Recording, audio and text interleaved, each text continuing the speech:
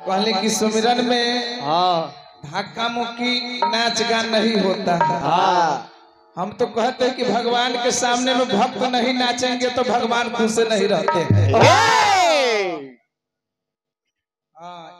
रउरा खारा होके लाठी लेखा चाहे के थम लेखा आजकल के गनाई बजनाई ना होला। जैसे खारा बानी जैसे बुझा तक इनका के चुन्ना के टिक्का क के चबूतरा पर खड़ा कर दिलो मकई के आरी पर रख दी कि लील गरास न घुसी। मकई में ना चबूतरा पर खड़ा कर दिलो। एगोरी पूछलिए कि महाभारत में कर्ण के पास कौन बाण रहे? तो बाण के नाम रहे पारजन्य बाण।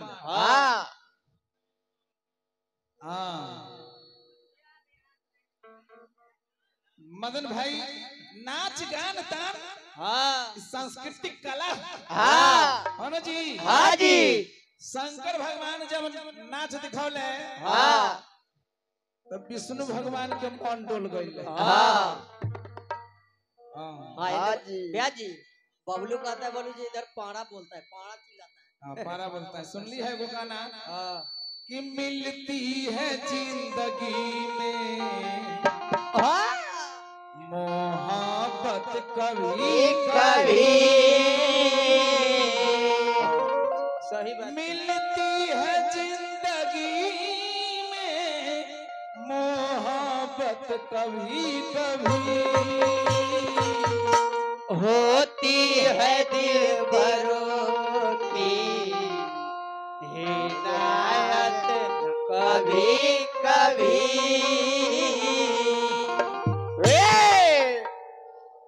कि जिंदगी बेकार बाटे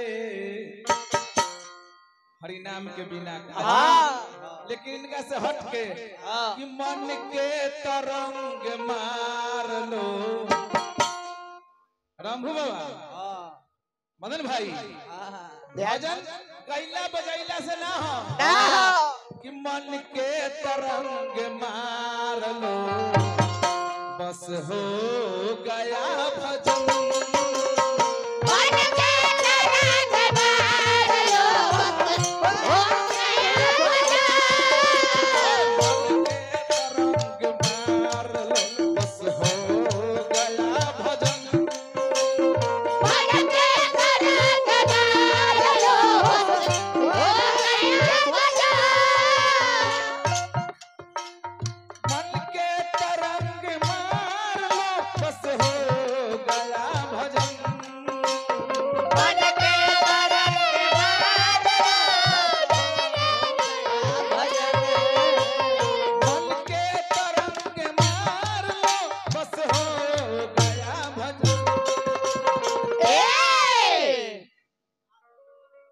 मदन भाई भैया ध्यान दे इधर तक कि अच्छा अपन विचार दो।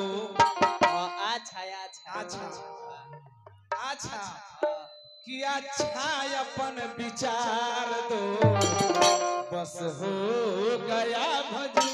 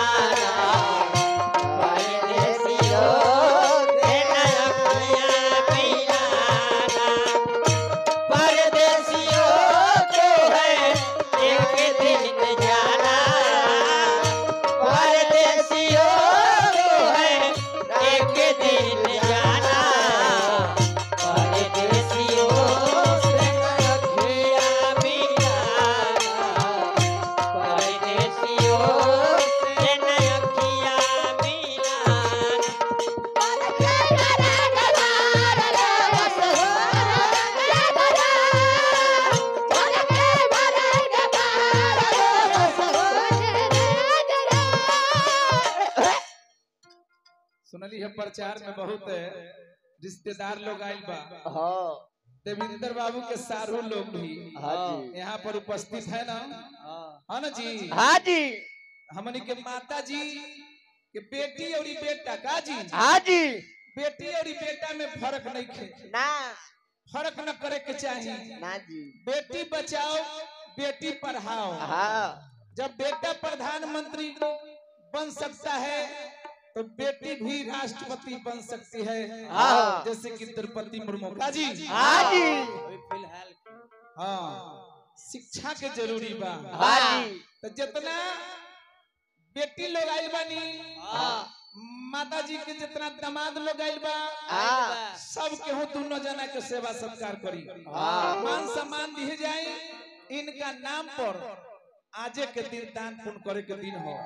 आज के दिन फिर दोबारा लौट के आने वाला नहीं है। हाँ, कि भूखे को दे दो भोजन, भोजन को दे दो पानी, भूखे को दे दो भोजन, भूखे को दे दो भोजन, प्यासे को दे दो पानी, भूखे को दे दो भोजन, प्यासे को दे दो पानी। भूखे को भोजन कराना चाहिए, हाँ, प्यासे को पानी पिलाना चाहिए। चाहिए। अरे लंगरा गिरे संभाल लो। हाँ, लंगरा लांगर जब गिरे हाँ, तो उसे उठा लेना चाहिए, हाँ जी। है ना जी। हाँ जी। लेकिन एक घड़ी के लांगर को नहीं उठाता है, लोग और लसार देता है अरे कि लंगरा गिरे संभाल लो। सकल दे भैया रमेश भाई, कि लंगरा गिरे संभाल लो, बस हो गया भजन।